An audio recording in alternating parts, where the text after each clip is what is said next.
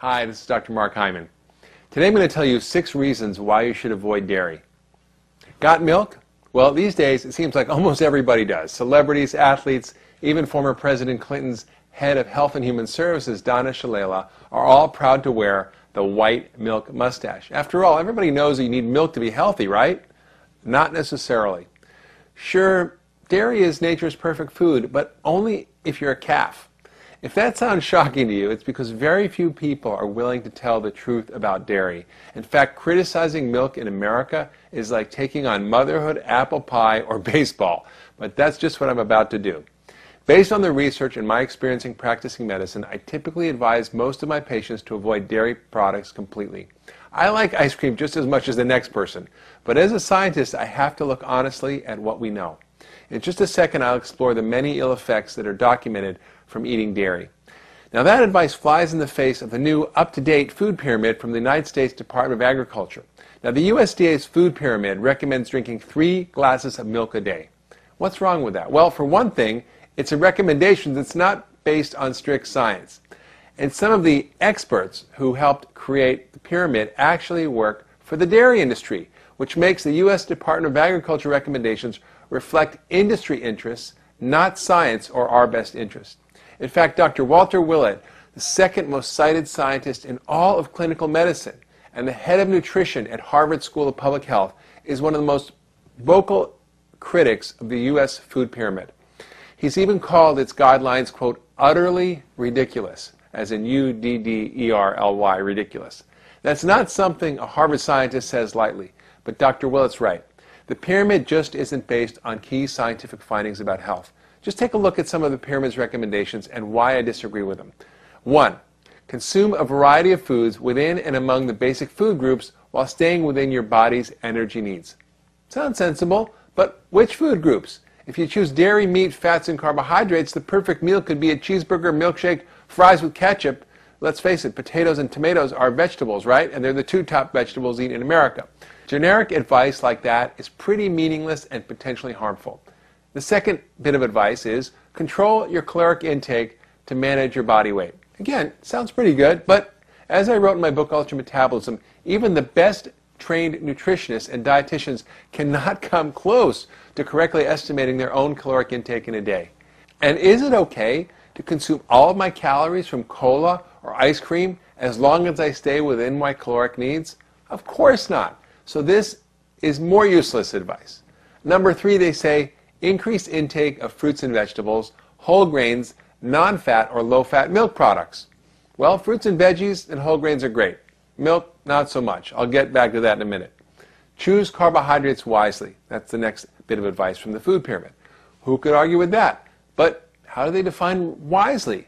The real advice here should be to cut down sugar intake from 185 pounds per person per year, which is what we currently consume, to less than a pound a year, to avoid flour products except as a treat, and stick to whole food carbohydrates like vegetables, fruits, whole grains, beans, nuts, and seeds. The next bit of advice is to choose to prepare foods with little salt. Not bad advice, but what if most of the food you eat is packaged or processed foods that you don't actually prepare and are full of salt? Like most Americans who eat half their meals outside the homes, this isn't helpful. So a better recommendation would be to avoid packaged, canned, processed, prepared, and fast foods unless you know exactly how they're made. The next bit of advice was if you drink alcoholic beverages, do so in moderation. Sounds good, but if you're usually drinking 2 bottles of wine a night, then 1 seems like moderation. I don't think that's a good suggestion. I think it's better to limit your alcohol consumption to half a drink a day or 3 glasses a week. That seems to have the most benefit with the least risk. The next tip is don't eat unsafe foods. Well, of course you shouldn't leave your egg salad in the hot sun or toss your salad with hands that just handle raw chicken coated with salmonella. But the food pyramid guidelines don't mention pesticides, hormones, antibiotics, genetically modified foods despite scientific evidence of their harm. Shame on the USDA. You can now see why I have a big problem with the food pyramid. Mostly its guidelines try to sound sensible while still protecting the interests of the food industry, the agriculture industry, and all the lobbyists paying for the elections of Congress. Everybody's happy, right? Well, I'm not, and you shouldn't be either. The public just isn't served by this watered-down, confusing, useless pyramid. Worse, some of the recommendations are downright harmful, like the one to drink more milk and dairy products. According to Dr. Walter Willett, who has done many of the studies and reviewed this topic extensively, there are many reasons to pass up milk, including 1. Milk doesn't reduce bone fractures. Contrary to popular belief, eating dairy has never been shown to reduce fracture risk, but dairy may actually increase the risk of fractures by 50%, according to the Large Nurses' Health Study. Less dairy equals better bones. Countries with the lowest rates of dairy and calcium consumption, like those in Africa and Asia, have the lowest rates of osteoporosis. Next thing is that calcium isn't as bone protective as we thought. Studies of calcium supplementation have shown no benefit in reducing fracture risk. Vitamin D, on the other hand, appears to be much more important than calcium in preventing fractures. Also, calcium may raise cancer risk. Research shows that higher intakes of both calcium and dairy products may increase a man's risk of prostate cancer by 30 to 50%. Plus, dairy consumption increases the body's level of insulin-like growth factor 1, a known cancer promoter. Calcium has benefits that dairy doesn't. Calcium supplements, but not dairy products, may reduce the risk of colon cancer. And another problem with dairy is that not everyone can stomach dairy. About 75%, or 3/4 of the world's population, is genetically unable to properly digest milk and other dairy products, a problem called lactose intolerance. So based on such findings, Dr. Walter Willett has come to some important conclusions. 1. Everybody needs calcium, but probably not as much as our government's recommended daily allowance of 1,500 milligrams a day. 2. Calcium probably doesn't prevent broken bones. Few people in this country are likely to reduce their fracture risk by getting more calcium. 3. Men may not want to take calcium supplements. Supplements of calcium and vitamin D may be reasonable for women. And 4. Dairy may be unhealthy. Advocating dairy consumption may have negative effects on health. Now, this is from Dr. Walter Willett, not me, so you should think about your next glass of milk. If all of that isn't enough to swear you off milk, there are a few other scientific findings worth noting.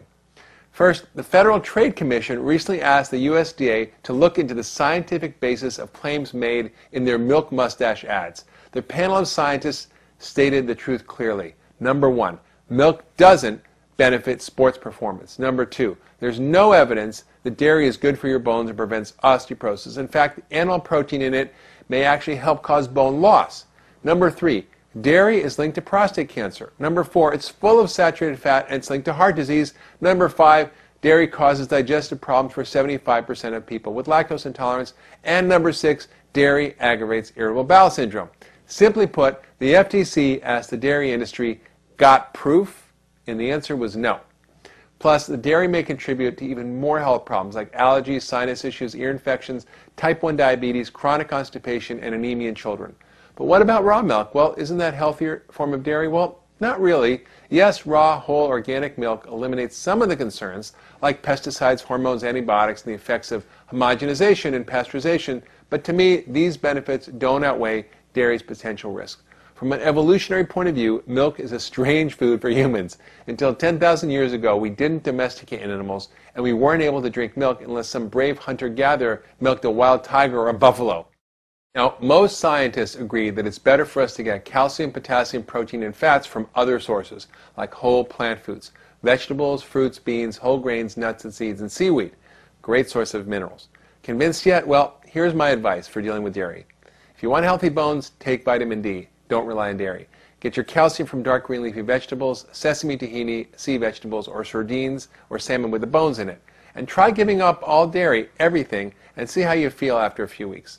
And if you can tolerate dairy, use only raw organic dairy products, preferably fermented products like yogurt or kefir. Still got milk? I hope not. Remember, dairy is not crucial for good health. I encourage you to go dairy-free and see what it does for you.